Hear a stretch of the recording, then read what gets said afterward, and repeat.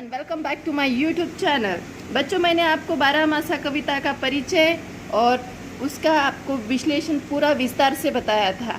उसमें पहले मैंने पार्ट 1 6 मास बताए थे, पार्ट 2 में बाकी के 6 मास बताए थे और इसी पे आपको मैं आज अभ्यास ले रही हूँ। इसी पे सुनिए, भारतीय महीनों के नाम क्या है। बच्चों, कविता में ही आपको इस प्रश्न का उत्तर मिल जाएगा।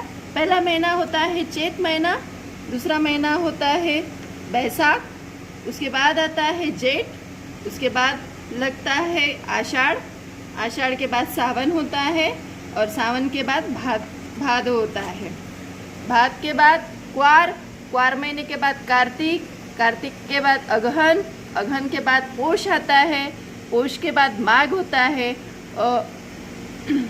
और उसके सबसे आखिर में फागुन आता है। यह हमारे भारतीय महीनों के नाम हैं। 12 महीने होते हैं, यही हमारे भारतीय महीनों के नाम हैं।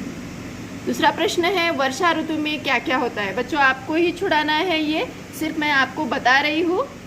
वर्षा ऋतु में क्या क्या होता है। वैसे तो वर्षा आषाढ़ को ही लग जाती है और सावन में इसका ज़्यादा प्रभाव होता है, यानी सावन में वर्षा भारी होती है, यानी उसमें आपको वर्षा ऋतु का प्रभाव दिखने लगता है। हरियाली की जगह जगह पे हरियाली छा जाती है, नदी सरोवर छलक उठते हैं और सभी घाट, नदियों के घाट, सरोवर के घाट डूब जाते हैं। यह वर्षा ऋतु में होता है। अगहन नाच क्यों नचा देता है। अगहन नाच नचा देता है। अगहन यानी ठंडी, ठंडी में क्या होता है कि पानी बहुत ठंडा होता है और आपको जब माँ नहाने को बोलती है तो आपको ठंडे ठंडे पानी नहाते वक्त बहुत परेशानी होती है। इसलिए वहाँ कहा गया है कि अगहन नाच क्यों नचा देता है। अगहन नाच इसलिए नचा देता है क्योंकि वह अगहन के महीने में पानी और मौसम बहुत ठंडा होता है। यह हुआ तीसरे प्रश्न का उत्तर। बच्चों, प्रश्न 4 में उचित उत्तर पर सही का निशान लगाइए।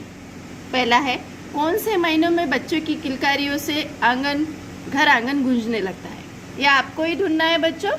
पहला जिस महीने में घर आंगन गूंजने लगता है वो आपको कविता में मिल जाएगा।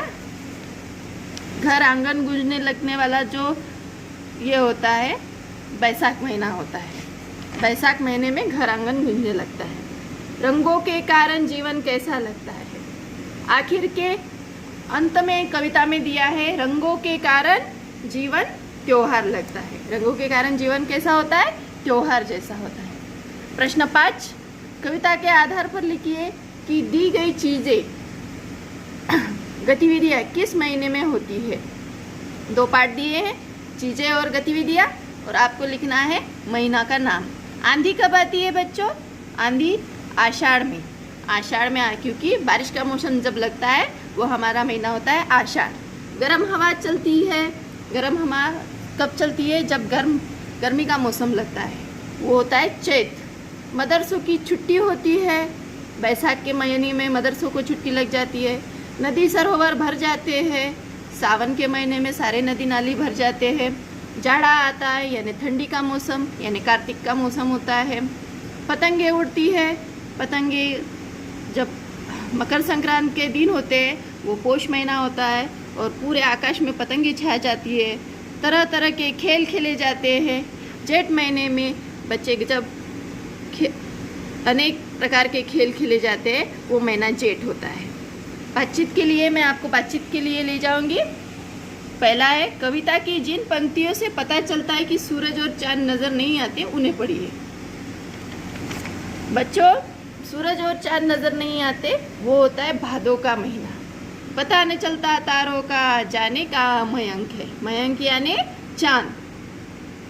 झांक नहीं पाता सूरज, भादो का आतंक। भादो के महीने में सूरज झांक नहीं पाता है और चांद तारे कहाँ छुप गए हैं पता नहीं चलता। इन पंक्तियों से हमें पता चलता है कि चांद तारे नजर नहीं आते। प्रश्न नंबर 2, पतंग उड़ाने के लिए बच्चे क्या क्या करते हैं।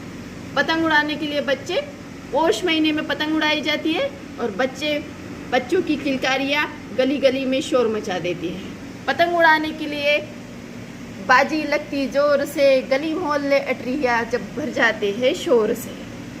आपको प्रश्न नंबर 3, आपको कौन सा महीना सबसे अच्छा लगता है और क्यों? यह आपको खुद तय करना है कि आपको कौन सा महीना अच्छा लगता है। मुझे तो फागुन का महीना बहुत अच्छा लगता है, क्योंकि रंगों का त्यौहार होता है और रंगों के त्यौहार से हमारी दुनिया रंग बिरंगी होती है। ये मुझे अच्छा लगता है। धन्यवाद।